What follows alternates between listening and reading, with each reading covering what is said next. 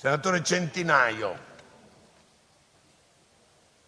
prego, facoltà di intervenire. Grazie Presidente.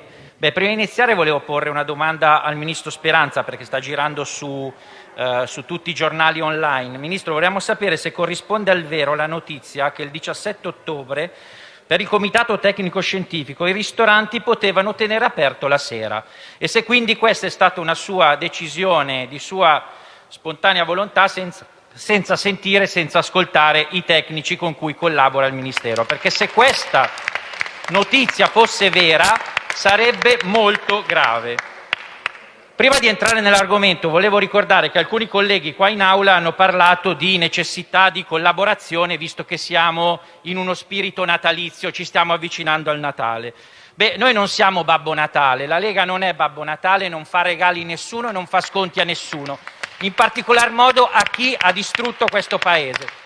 E quindi andate a rivedere un po' le tradizioni celtiche. Preferisco oggi essere considerato il Grinch piuttosto che essere considerato Babbo Natale nei vostri confronti.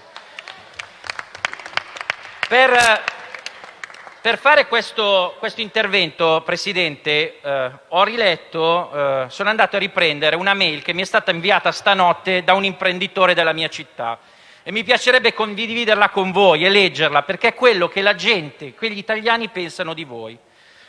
Caro Giamma, scusa il disturbo, ma ormai la notte dormo sempre meno e mi permetto di scriverti, come si dice di pancia, questo messaggio come cittadino e come imprenditore italiano.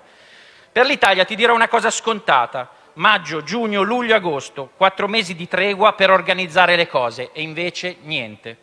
In estate i controlli, organizzazione e monitoraggio zero. Hanno dato regole che non hanno fatto rispettare per nulla, vedi con noi ristoratori. In autunno è arrivata la seconda ondata, prevedibile? Certo. E quindi? Piano scuola? Fatto qualcosa? Nulla. Piano trasporti? Fatto qualcosa? Nulla. Piano ospedali? Fatto qualcosa? Nulla. E allora che cosa fa il governo? Chiudo. La cosa più facile, nel dubbio chiudo tutto e non sbaglio. E quindi, dopo, la via del risico delle zone rosse, arancio, gialle, per fingere un tentativo di non lockdown totale, anche se nelle zone rosse le regole di base sarebbero state quelle del lockdown di marzo. Vuoi un esempio? Io ho fatto in macchina Milano-Roma, ho girato Roma parecchio e sono tornato. Non ho mai visto un controllo, un governo che fa e non controlla. Fondamentalmente, nel non avere la forza di fermare tutto veramente, tutto accorgendosi dell'imperizia estiva.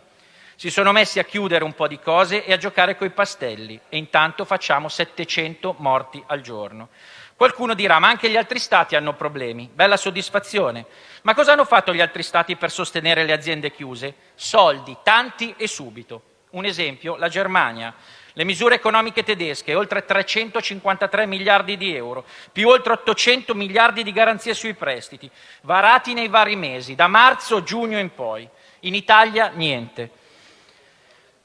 In Germania soldi arrivati tutti e subito. Se sei al governo, caro Ministro, devi dare delle regole, devi farle rispettare e dimostrare che le tue scelte salvano vite ed economia. E poi c'è la credibilità. Mi esci in TV e dici che fai, che dai e che fai, ma non è assolutamente vero. L'ultima su tutti, i ristori arriveranno sicuramente entro il 15 novembre. Non è vero, a me non è arrivato nulla. Non devi dire le bugie. La cassa integrazione non la devi dare dopo 3 mesi, se va bene, ma la devi dare subito. I tempi e le decisioni sono fondamentali. E adesso, caro Stato, non ti credo più. Hai le scuole superiori e le università chiuse? Sì. Hai gli ospedali pieni? Sì. Avevi detto agli imprenditori di adeguarsi alle regole Covid che poi avresti riconosciuto il 60% in credito d'imposta? Hai sbagliato i conti e l'hai fatto diventare circa il 16%? Ma di cosa stiamo parlando? Neanche mio figlio, che ha 6 anni, sbaglia così tanto un compito di matematica. Hai attività aperte in difficoltà e altre completamente chiuse. E poi decidi di tenere gli impianti sciistici chiusi, facendo un altro danno al turismo enorme, perché non ti sei organizzato per tempo con regole per i comprensori? Sì, però voglio vedere chi va in Austria o in Svizzera a sciare, come li fermi e garantisci la quarantena. E questo imprenditore mi dice: ho decine di amici che hanno già prenotato. Stai facendo fallire il mondo del turismo e il turismo aereo e stanno arrivando gli zampini degli speculatori internazionali sui nostri hotel. Lo sai, governo, che stanno fallendo centinaia di ristoranti che si sono adeguati e tu non hai controllato e adesso li tieni tutti chiusi con migliaia di persone in cassa integrazione? Ma lo sai, governo, anche che intanto nelle case e nelle taverne private si continuano ad organizzare cene e feste senza nessuna regola? E fidati, se vuoi ho un elenco di 5 pagine scritte in piccolo. Il governo ha saputo evitare tutto questo? No. Muoiono 700 persone al giorno? Sì. E allora il governo ha fallito, punto.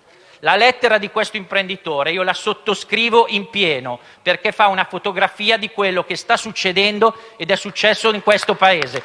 Non state governando la pandemia, non state governando nulla.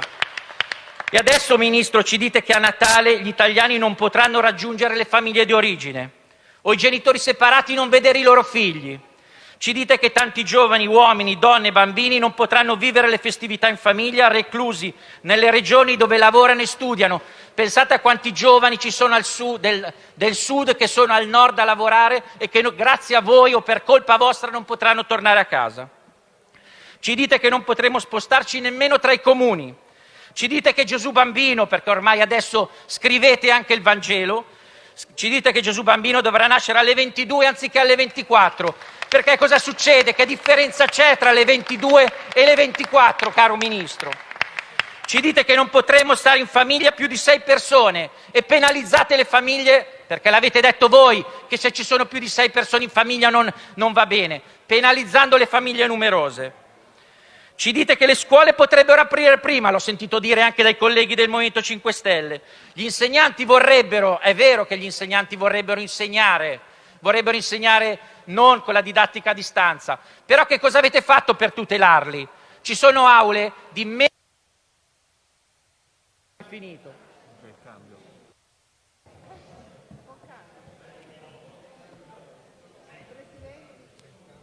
Vabbè, dai. Cioè, capisco il cambio di presidente, però almeno lasciar finire l'intervento. Sì, riprendo fiato. Ci sono aule dove in 20 metri quadri ci sono più di 30 persone e quindi come potete pensare, visto che non avete fatto niente, lasciando ai presidi, all'autonomia scolastica, la responsabilità, senza che voi vi siate presi la responsabilità? E quindi ci dite tutte queste cose dopo che ogni cittadino italiano ha visto quello che è successo a Napoli nei giorni scorsi. Non siete in grado di garantire l'ordine pubblico, non siete in grado di far rispettare le vostre regole, non siete in grado di permettere ai cittadini italiani di poter vivere e avere una vita normale. Ministro e Presidente, avete fallito, non avete una strategia. E quindi quello che vi chiedono gli italiani è di fargli e di fare a tutti gli italiani un regalo di Natale. Andate a casa e liberateci di voi. Grazie.